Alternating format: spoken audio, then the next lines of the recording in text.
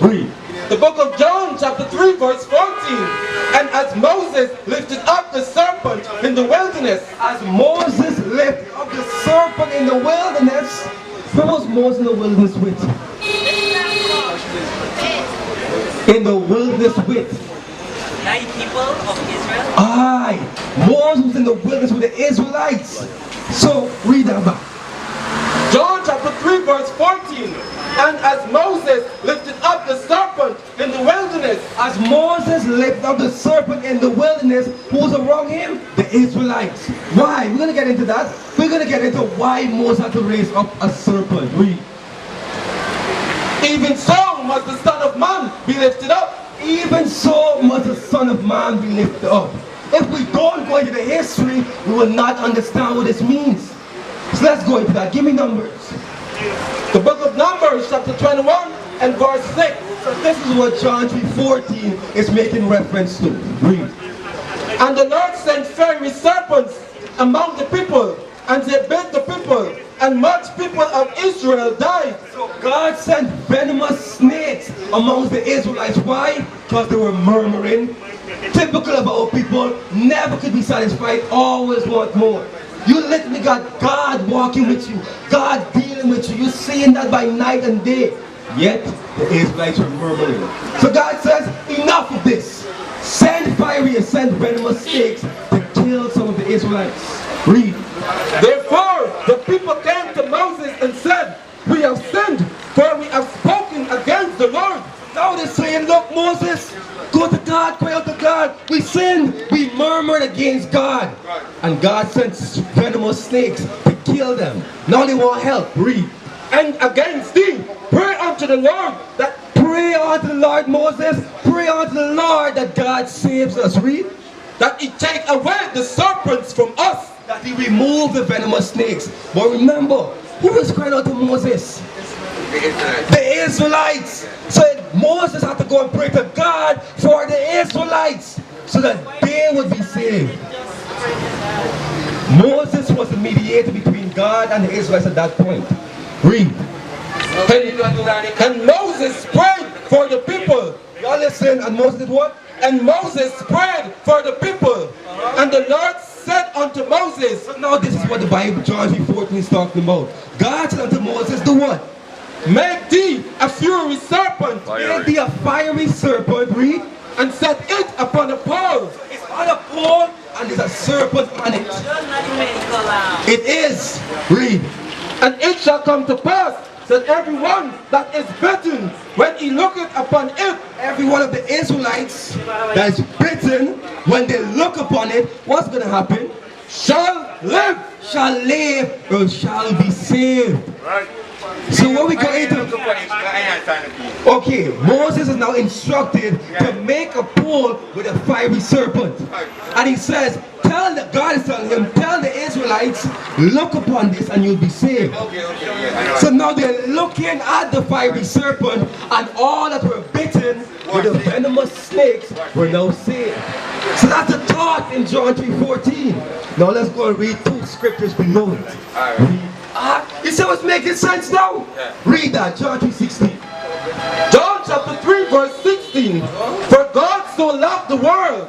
Read back John 3:14. John 3 verse 14. And as Moses lifted up the serpent in the wilderness. As Moses lifted up the serpent in the wilderness to save who? The Israelites. What? Even so must the Son of Man be lifted up. Even so must Christ be lifted up to save who? Israelites. That's the context that John 3:14 is talking about. Read. That whosoever believeth in him shall not perish but have eternal life. For God so loved the world. For God so loved the world. Who is the world? Is he talking about the third world? Or the first world? Entire world. No, it's not. That's what Christianity taught us. Christianity taught us is the entire globe. But we just read that Christ must be lifted up, just like the serpent, to save who? Israelites. Aye. So where in the Bible can we find where the world is being described as the Israelites? Let's get that. Isaiah 45:17. The book of Isaiah verse 17. Isaiah 45 and 17. Y'all listen up. Y'all listen up. Stick around. Stick around. Stick around. Hear this. But Israel shall be saved in the Lord with an everlasting salvation. Israel will be saved in the Lord with a never-ending salvation. Never ending. Even today, we are under that same grace. We will always be saved. Read. He shall not be ashamed nor confounded. Will no longer be ashamed to say we're God's chosen people. We'll no longer be ashamed to walk around with our God-like clothing. Our fringes where they say, oh, look what you're wearing, your granny curtains and the madness. We ain't gonna be ashamed no more. Read. World without end. What are we? World without end. The Israelites is a World without end. The Israelites is a world that will never end. So go back to John 3:16. Go back to John 3:16 now. John chapter 3 verse 16.